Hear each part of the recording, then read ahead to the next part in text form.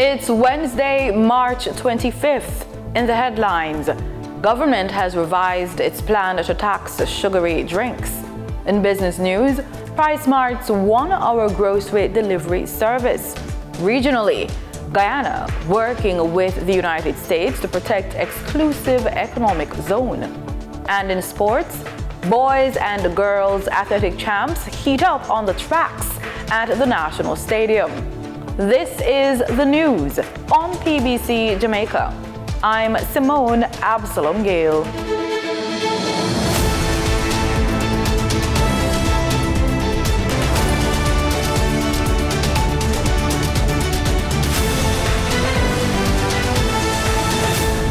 The government has revised its plan to tax sugary drinks, shifting from a volume-based system to one based on sugar content, following concerns from industry players.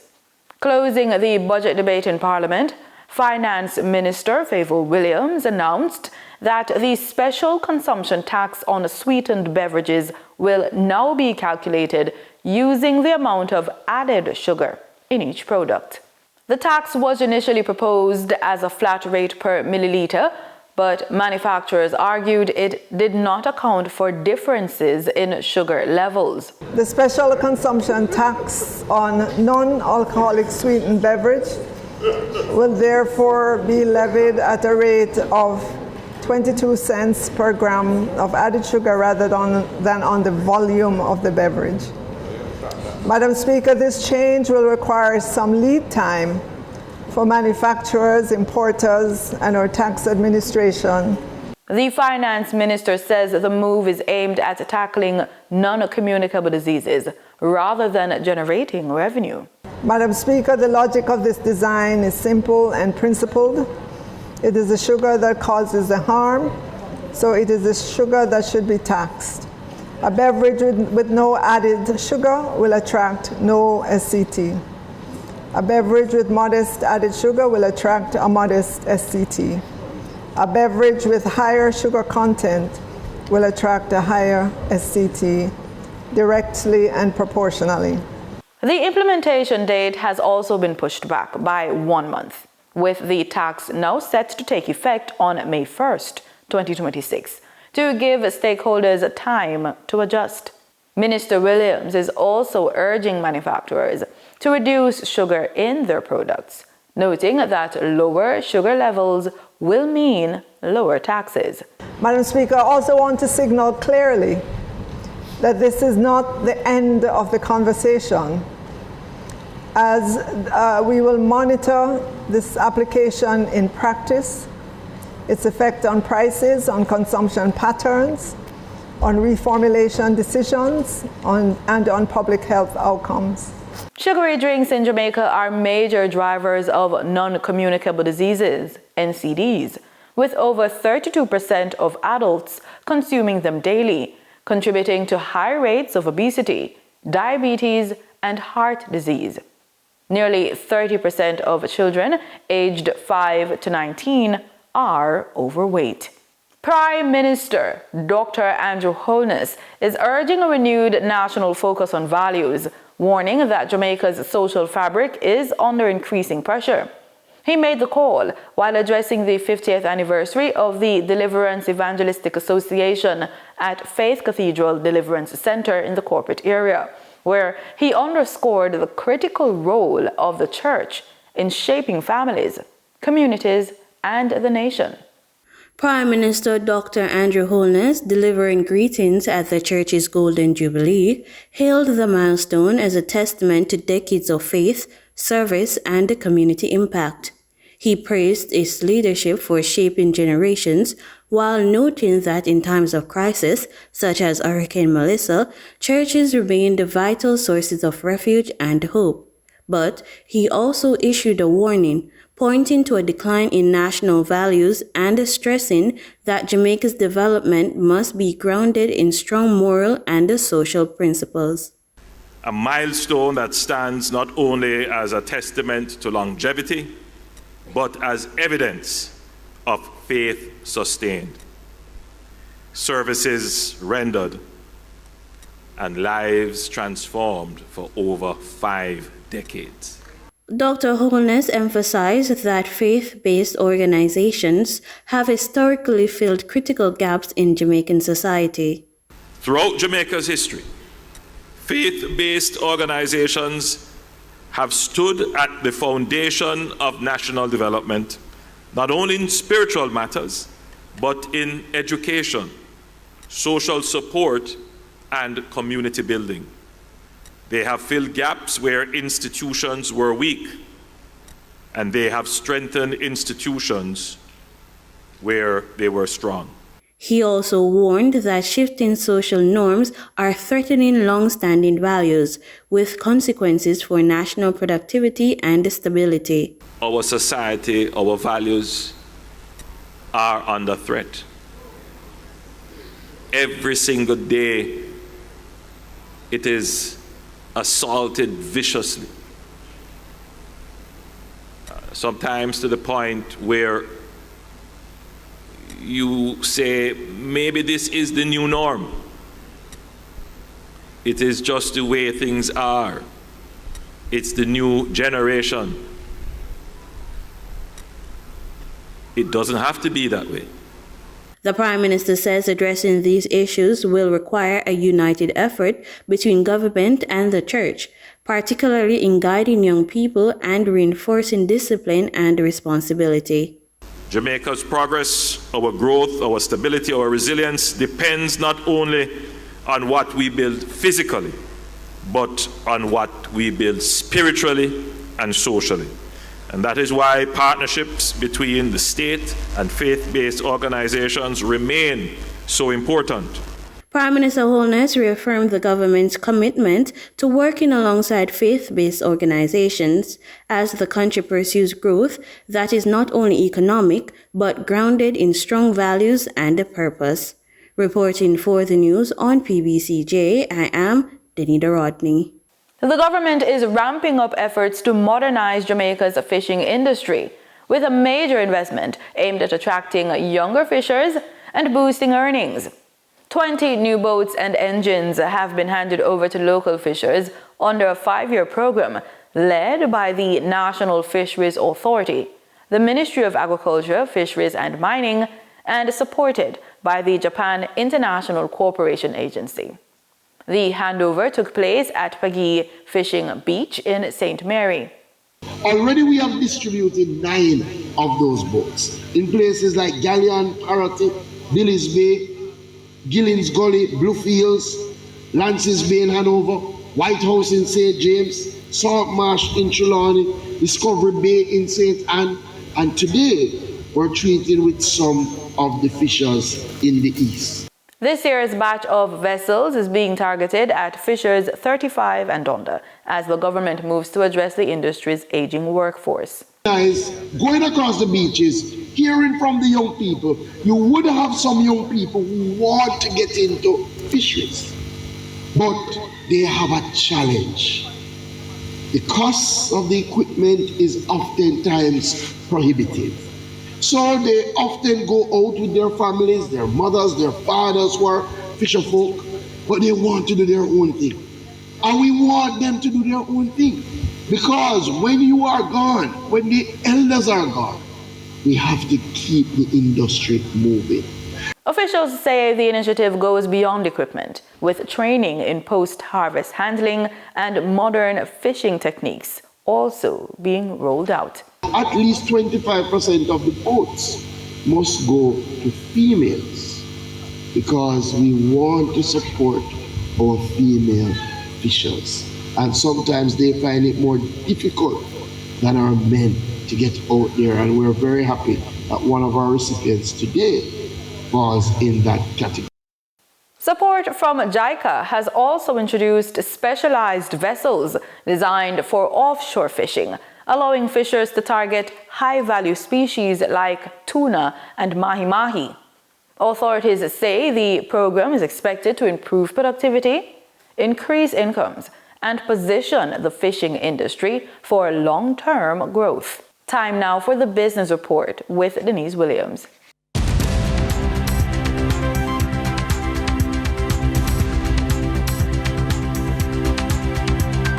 Welcome to today's Business Report.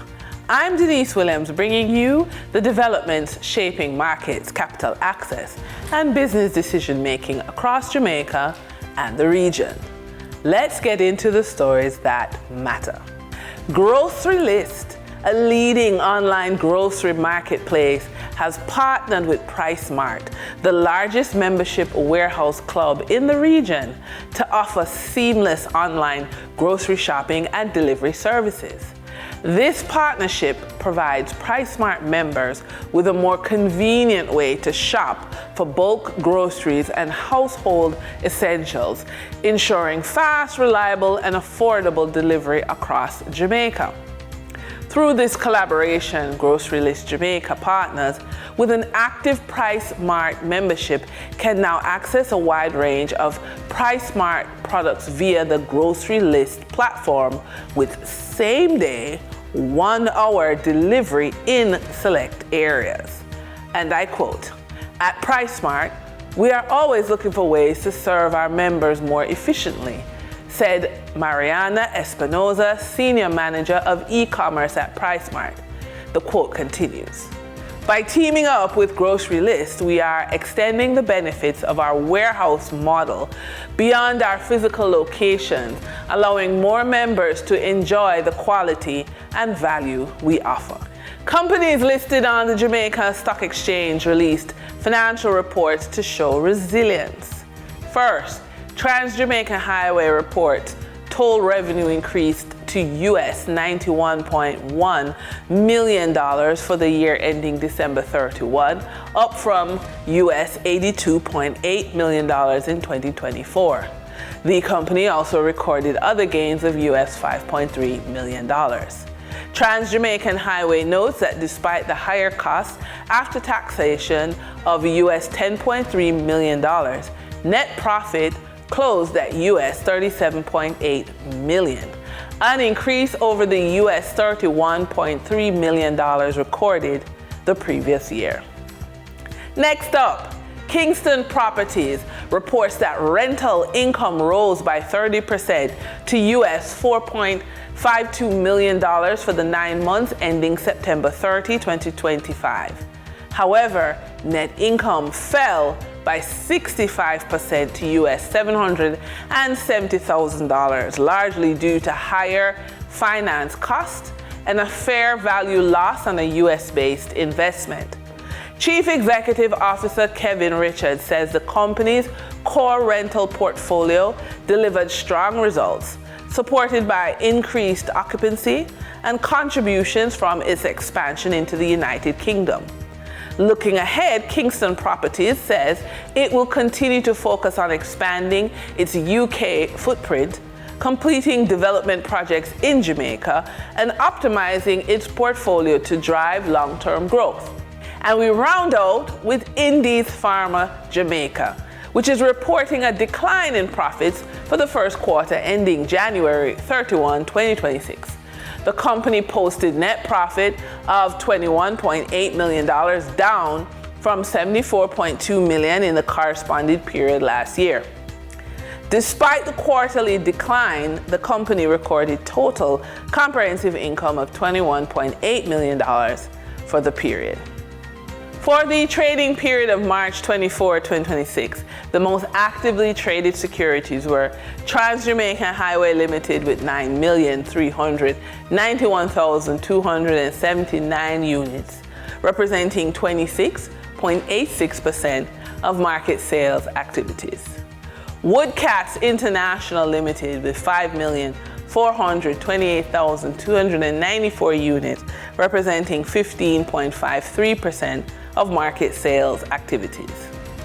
Sagicor Select Funds Limited financial shares with 4,546,997 units, representing 13.01% of market sales activity.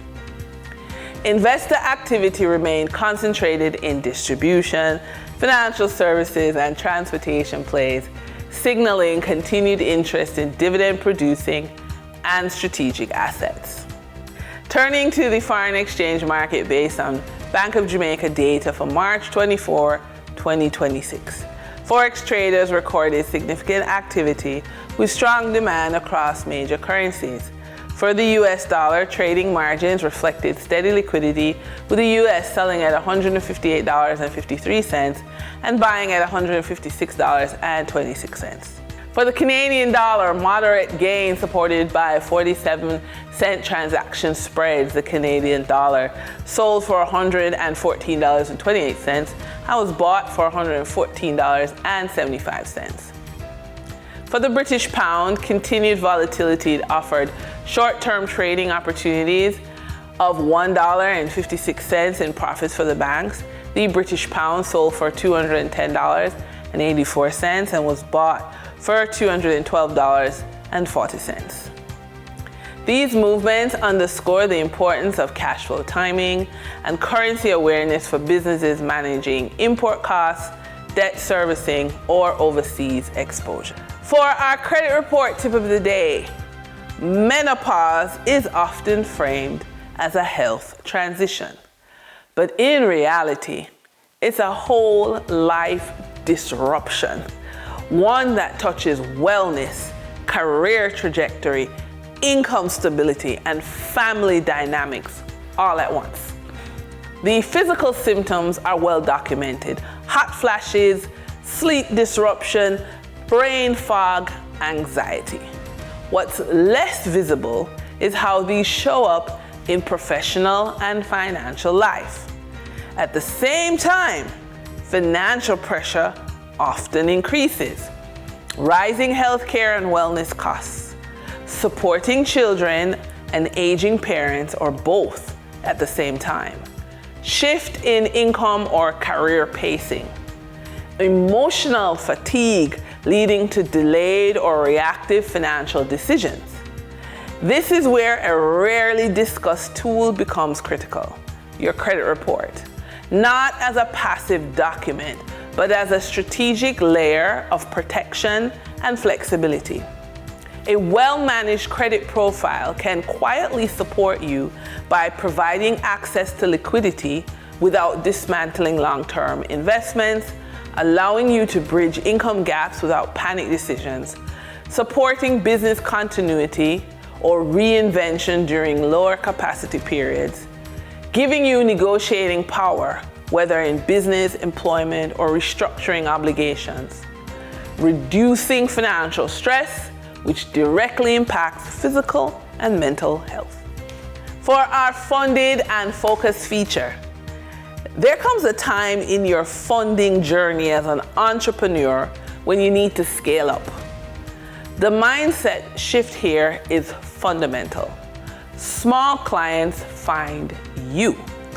Large clients have to be convinced you exist and that you are the right choice. They are not scrolling Instagram looking for vendors.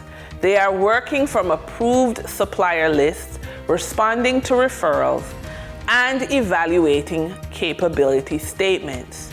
You have to go to them, and you have to arrive looking the part.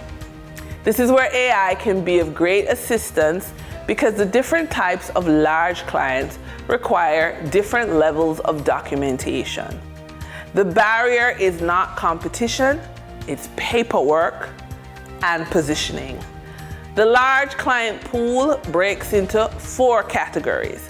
Government ministries, agencies, and statutory bodies are the single largest buyer of goods and services in every economy. Multilateral and development organizations operate extensively across the world. This is the IDB, the UNDP, World Bank, USAID, EU, and others contract local businesses constantly for consulting, training, logistics, construction, research, and services. Large private sector companies, banks, insurance companies, manufacturers, hotel groups, supermarket chains, all have vendor relationships and procurement departments. Last but not least is NGOs and foundations, both local and international. They contract for project implementation, community program, training delivery, and professional services. And that's today's business report. I'm Denise Williams, bringing clarity to capital, markets, and strategy. Until next time, Stay informed, stay intentional, and keep building forward. See you soon.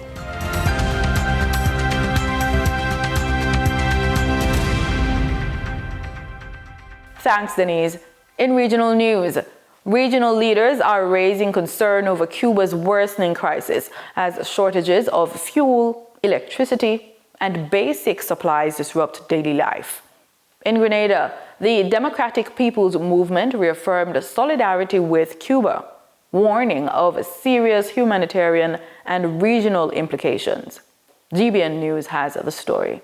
Cuba is currently experiencing one of its most severe crises in decades, with widespread shortages of fuel, electricity, and basic supplies, leading to frequent nationwide power outages.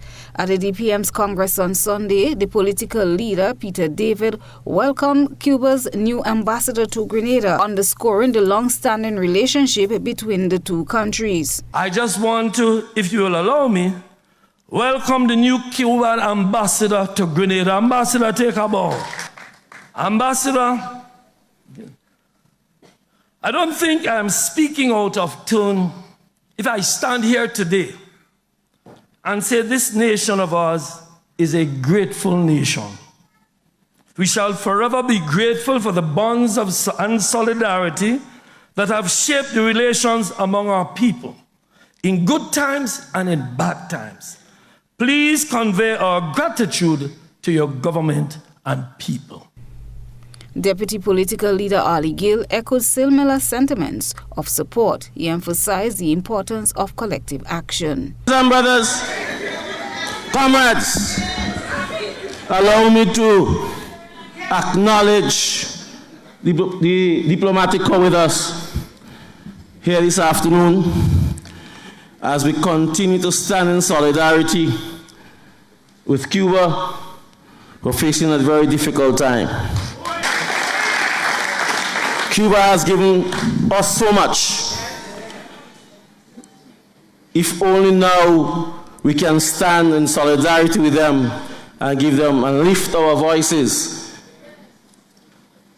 in support of the government and people of Cuba. Premier Mark Brantley, in his keynote address, alluded to the present situation in Cuba, citing instability across the region if the situation should escalate. Yet another crisis is looming. As I prepared myself to come here this afternoon, I was looking at the news, and we saw the sad reports that the people of Cuba are again in darkness because they have had a nationwide shutdown of their electricity grid. That, in large measure, as we know, is due to the blockade that the United States has imposed on our sister Cuba. Now, I want to say here today that if that situation escalates, what is to become of the 11 million Cubans who call that island home? And if even a fraction of those 11 million Cubans were to take to the high seas to flee a situation which is intolerable in their own country, I suppose you here in Grenada will agree with me that that will lead to tremendous instability in the Caribbean region. Christina John, GBN News. Dr. Ifran Ali says Guyana's ties with the United States remain strong, with ongoing talks focused on security cooperation and protecting the country's maritime interests. The president noted that while systems to monitor the exclusive economic zone are costly, the government is pursuing partnerships with the U.S. and other allies to strengthen its response capability. We are now working on building out a system. We're discussing with the U.S. and other partners on how we can build out an integrated system. These systems are not inexpensive, they're very expensive. But to see how we can form a partnership in building a system that can address that, and address the abuse of our exclusive economic zone. We are in military and security partnership. Our military and security partnership has a long history, whether with the U.S.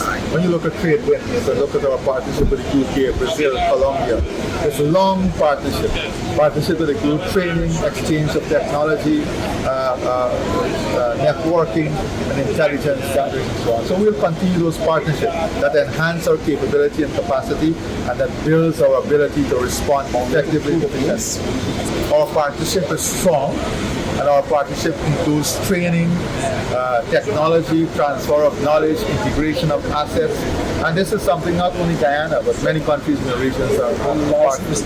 St. Kitts and Nevis is strengthening creative ties with Africa following the signing of a major film-making agreement at an investment summit in Abuja, Nigeria. The deal is expected to drive film production, training, and collaboration, creating new opportunities for Caribbean creatives while deepening cultural and economic links between the region and the wider African diaspora. Glenn Bart reports for SKN Newsline. Shortly after arrival in Abuja, Nigeria, a film-making agreement was signed by Minister of Creative Economy Samuel Duggins with Steve Gukas, an internationally recognized Nollywood filmmaker and director, on the first day of the Afro-Caribbean Investment Summit. According to a federal government source, the agreement will facilitate the production of a major film project in St. Kitts and Nevis scheduled for June 2026, while establishing a broader framework for training and collaboration with the global African creative community. The agreement provides a structured framework for training and for developing filmmakers, enabling creatives from St. Kitts and Nevis and across the Caribbean to gain hands-on experience in film production, storytelling, and global distribution platforms. In sports, we start on the track with athletics. Day 2 of Champs got underway this Wednesday with a full slate of sprint action as athletes gear up for semi-finals and finals in the 100 meters. Issa Grace Kennedy Boys and Girls Athletic Championships resumed with the girls' Class 3 400 meters semi-finals before attention turned to the highly anticipated 100-meter events. Fast times in Tuesday's opening round have set the stage for what's expected to be explosive sprinting across all classes. In Class 1, Heidel's Shamanique Hazel leads the qualifiers after a wind-aided 11.44 seconds, with Penwood High's Shakaya Reed and Edward Allen's Renicia Edwards also advancing strongly. Race favorite Shanoya Douglas of Holland High remains firmly in contention. In Class 2, Mount Alvernia's Gianna Murray tops the field ahead of St. Jago's teammates Adora and Shanna Campbell. Excelsior's Brianna Gray leads Class 4, while Alpha's Azaria Harris sets the pace in Class 3. Fireworks are expected in the Class 1 boys 100 meters at Champs, following standout performances in Tuesday's preliminaries at the National Stadium. The Issa Grace Kennedy Boys and Girls Athletics Championships delivered early excitement, with Edwin Allen's Romario Finnegan turning heads with a massive personal best of 10.19 seconds to lead the qualifiers. Finnegan stunned pre-race favorite Sanjay Seymour, who finished well beyond in 10.47 seconds. 3 other athletes dipped below 10.3 seconds, including Holland High's Johan Romaldo Smythe and Edwin Allen's Kenrick Austin, setting up a thrilling semi-final showdown. And that's it for the news on PBCJ. Remember, we are the People's Station.